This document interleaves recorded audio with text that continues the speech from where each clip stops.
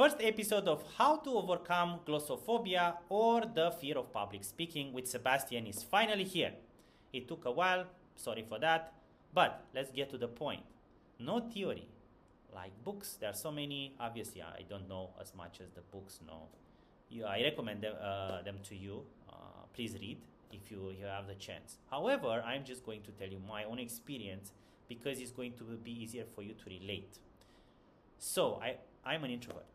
I always had issues speaking in front of audience. More than 10-15 people is already a crowd. If there are people I don't know, I'm starting to sweat, lose my voice, forget my words. I'm not coherent.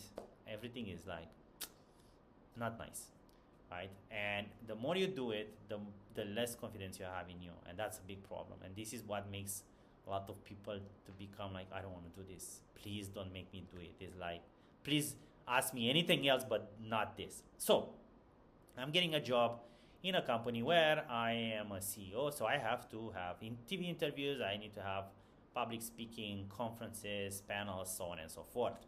Now, the first public speaking event was in a different country, so I had to fly there. They said that we should have 200-300 people. We had 1,000 in the first day and 1,500 in the second day. Great.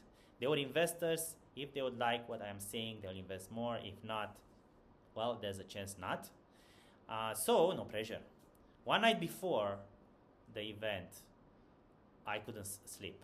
I was rehearsing because this is one of the things that you read. Practice, practice, practice. Well, the more I practice, the least makes sense to me. I started to panic. I said, I'm going to mess it up big time tomorrow. I don't know what I'm going to do. And because of that, I managed to sleep about 1-2 hours. In the morning, I was super tired, super stressed. I went to the breakfast. I met some of the people. They were very anxious. Can't wait your speech. Yeah, me neither. Okay, and the time came. I go on the stage and I realize the slides are in a different order. So here comes point number 1. Every time you go and you have public speaking, know your topic.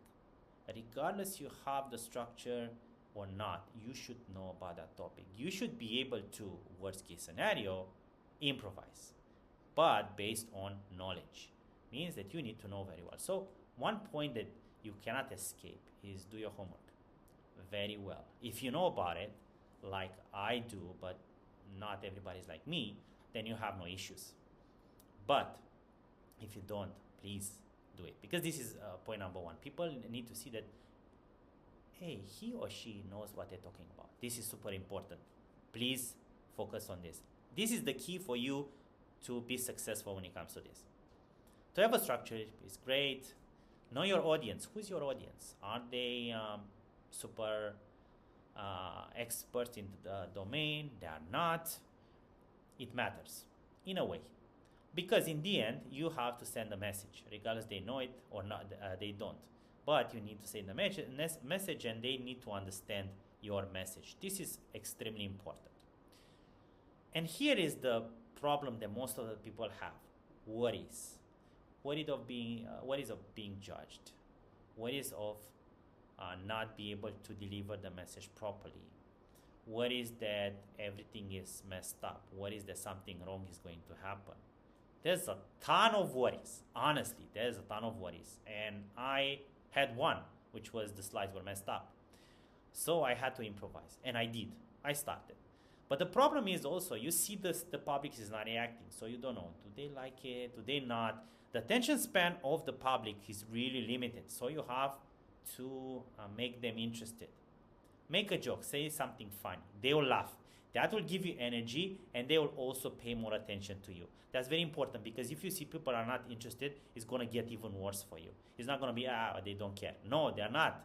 It's because that's going to diminish your confidence. But if you see them interested, then it's better for you. Obviously, practice makes it better, but the first one is super important. Know your topic, number 1. Know who is your audience and make them interested. At least for a bit. There's no perfect speech. Third, manage to finish your speech. If you halfway block yourself and go, that's not good. Try to finish it, no matter what. they will appreciate it. Like, because they are all human, they'll understand. Like, okay, nervous, fine, there's no problem. They are human and they understand. And most of them, they have fear of public speaking. Okay, so they see you, oh, you're nervous. Sometimes they'll applaud you. Sometimes they will encourage you. Do not quit on yourself. This is the first point. Just go through it. It's not perfect. Go through it. That's your victory. You managed to finish it.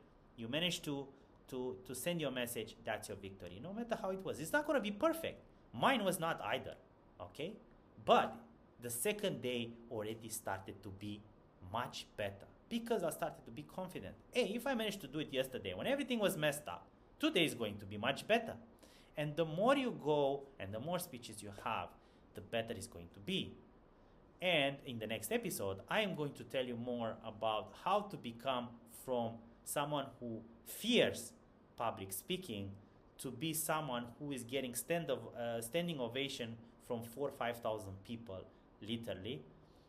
And it's not because I am an outstanding public speaker. It's because each and every one of you can do it if you follow some simple steps. Thank you so much for watching my first episode, and I'm going to drop in about 4 days the second episode, and we are going to go a bit deeper in how to do this and to become like your second nature. Thank you so much.